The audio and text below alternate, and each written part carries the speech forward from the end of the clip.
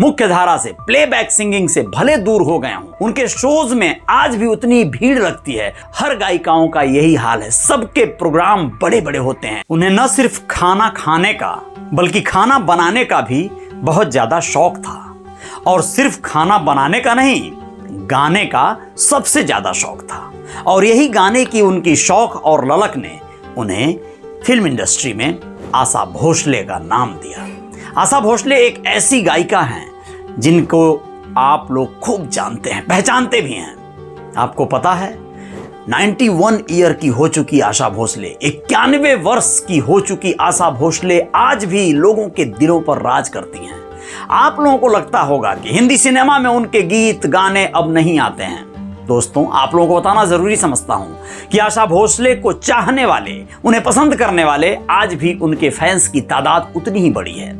आप लोगों को बहुत सारे ऐसे गायक गायिकाओं के नाम बताए जा सकते हैं जो कहीं ना कहीं पटल से, मुख्य धारा से, प्लेबैक सिंगिंग से भले दूर हो गए हों, लेकिन उनके शोज आज भी बहुत ज्यादा प्रसिद्ध हुआ करते हैं।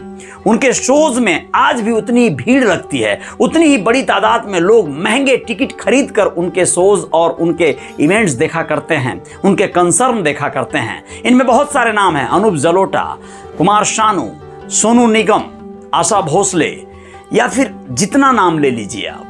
कोई भी गायिका जो पहले की आपको विख्यात याद आ रही हो, सुनिधि चौहान हो या फिर अलका याग्निक हो, हर गायिकाओं का यही हाल है। सबके प्रोग्राम बड़े बड़े होते हैं, देश से ज्यादा विदेश में होते हैं।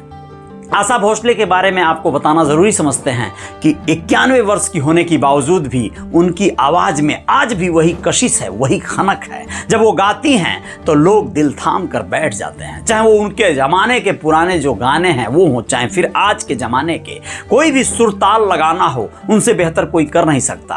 म्यूजिक डायरेक्टर ओपी नैयर की वो पहली पसंद हुआ करती थी। जब भी कोई गाना रिकॉर्ड करते थे ओपी नैयर साहब, तो उसमें आशा भोसले को ही गाना है ऐसा कंपलसरी, उनका पोजीशन ही ऐसा हुआ करता था कि उसे कोई और गायिका नहीं गा सकती थी। जी हाँ, आप लोगों को बता दें, ऐसे तमाम आनंद जी, कल्याण जी की जोड़ी रही हो, चाहे कोई भी उस जमाने के म्यूजिक डायरेक्टर रहे हों, गायक रहे हों, आशा भोसले के साथ गाना गाना या म्यूजिक करना बड़ा कठिन कार्य भी रहा और बहुत अच्छा मनोरंजक कार्य भी रहा। उनके लिए बड़ा सुखद एहसास भी रहा।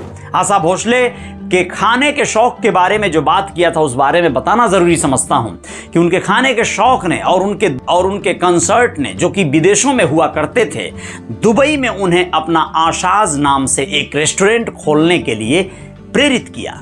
दुबई में एक आलीशान रेस्टोरेंट की मालकिन है आशा भोसले। यूं तो बहुत सारे सेलिब्रिटीज हैं जिनका अपना अपना बिजनेस व्यवसाय है और अलग अलग क्षेत्र में है। कोई कपड़े का बड़ा शोरूम डाल के चलाता है, कोई इंटीरियर का बिजनेस करता है, तो कोई होटलों की सीरीज चलाता है। बहुत सारे बिजनेस करते हैं ऐसे हमारे सेलिब्रिटीज या सिंगर या फिर कोई भी कलाकार। लेकिन आशा भोसले के आशाज वाले रेस्टोरेंट में दुबई में जो खाना खाने जाता है उसे अच्छे लजीज व्यंजन मिलते हैं।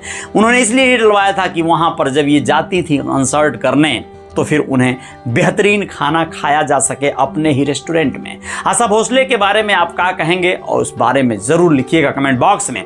ऐसे ही तमाम सेलिब्रिटीज के किस्से, कहानियां लेकर आते रहेंगे। रियल रिपोर्टर न्यूज स्टार को आप लोग सब्सक्राइब कर लीजिएगा और सुनते रहिएगा हमारे सितारों के बारे में। नमस्ते।